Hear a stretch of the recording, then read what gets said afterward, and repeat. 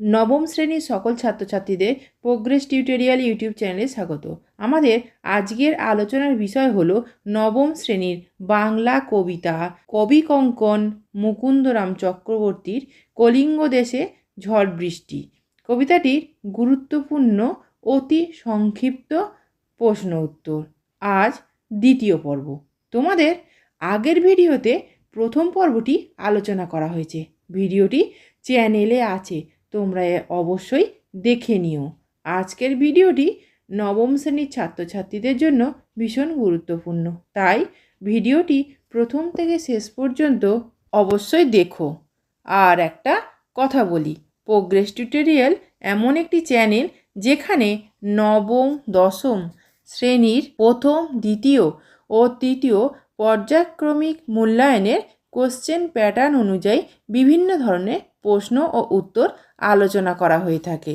এই ধরনের ভিডিওগুলি পেতে চ্যানেলটি অবশ্যই সাবস্ক্রাইব করে রেখো এবং বেল আইকন প্রেস করে অল নোটিফিকেশন অন করে রেখো।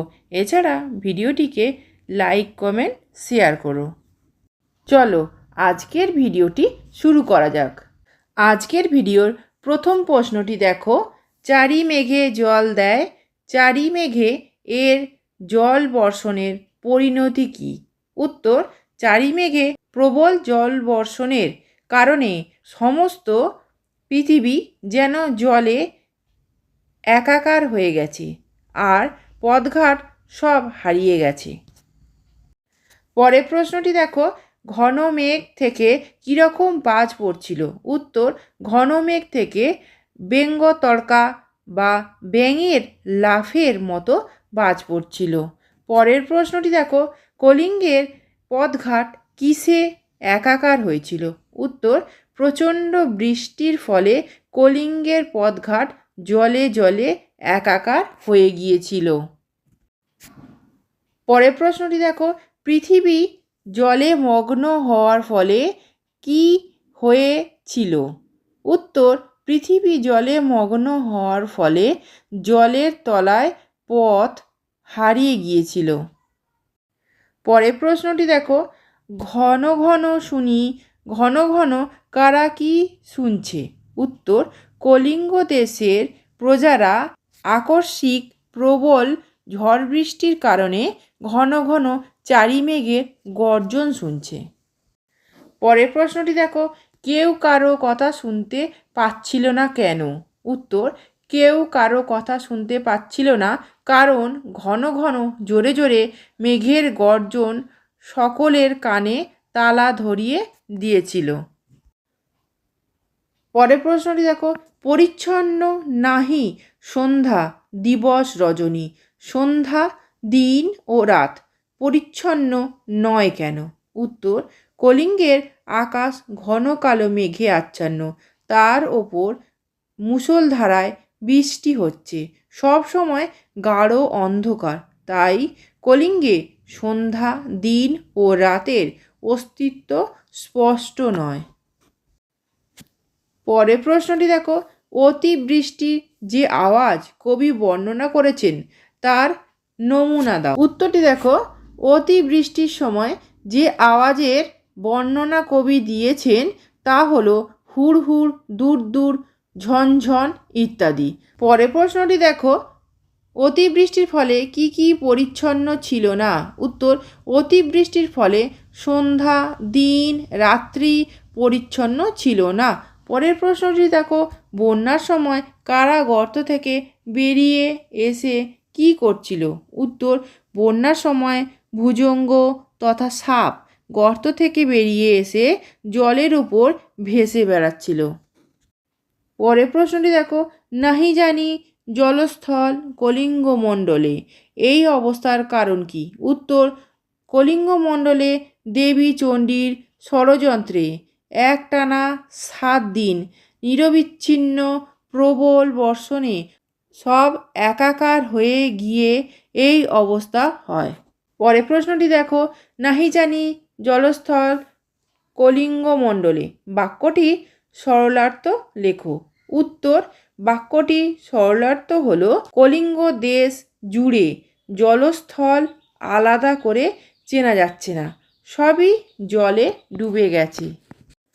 পরের প্রশ্নটি দেখো, নিরবধি 7 দিন বৃষ্টি নিরন্তর এর প্রভাব উল্লেখ করো। উত্তর, নিরবধি 7 দিন অনবরত বৃষ্টির প্রভাবে কলিঙ্গ দেশের সব কিছু জলমগ্ন থাকায় শস্য এবং ঘরবাড়ি নষ্ট হয়ে যায়। পরের প্রশ্নটি দেখো, কেউ কতদিন কি দেখতে পায়নি এবং কেন? উত্তর, কেউ প্রায় 7 দিন সূর্যের আলো দেখতে পায়নি, কারণ মেঘে সম্পূর্ণ আকাশ আচ্ছাদিত ছিল। পরের প্রশ্নটি দেখো, যত শস্য ছিল তার কি পরিণতি হয়েছিল? উত্তর, কলিঙ্গ নগরে যত শস্য ছিল সব হেজে অর্থাৎ পচে গিয়েছিল বা নষ্ট হয়ে গিয়েছিল। পরের প্রশ্ন দেখো, মেঝেতে যে শিল পড়ে তার আকার কী রকম?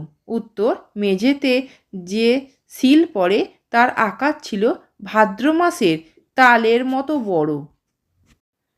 পরের প্রশ্নটি দেখো, চণ্ডীর আদেশ পেয়ে কারা কী করেছিল? উত্তর, চণ্ডীর আদেশ পেয়ে বীর হনুমান প্রবল বিক্রমে ঝড় তুলে মঠ অট্টালিকা ভেঙে খান খান করে দেয়, আর নদ নদী উচ্চ ঢেউ তুলে ঘর বাড়ি ভাসিয়ে দেয়। পরের প্রশ্নটি দেখো, বন্যার প্রকোপে কি কি ভেঙে খান খান হয়ে গিয়েছিল? উত্তর, বন্যার প্রকোপে মঠ অট্টালিকা ঘরবাড়ি ইত্যাদি ভেঙে খান খান হয়ে গিয়েছিল। পরের প্রশ্নটি দেখো, ঢেউ এর আঘাতে ঘরগুলির অবস্থা কি হয়েছিল? উত্তর, ঢেউয়ের আঘাতে ঘরগুলি এলোমেলো হয়ে গিয়েছিল। শেষ প্রশ্নটি দেখো, চণ্ডীর আদেশে নদ নদী কী করে?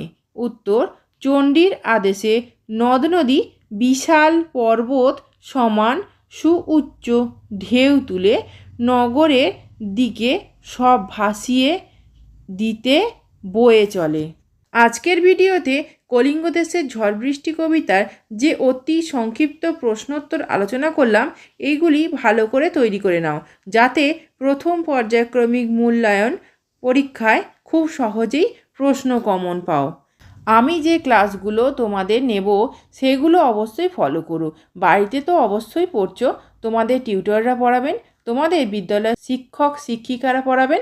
এছাড়া আমি তোমাদের জন্য অনেক ক্লাস নিয়ে আসছি, ইতিহাস, ভূগোল এবং বাংলা, সেগুলো তোমরা ফলো করো।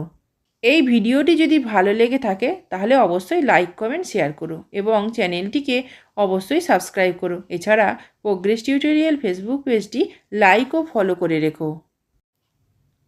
আজকের ভিডিও এই পর্যন্তই। ধন্যবাদ।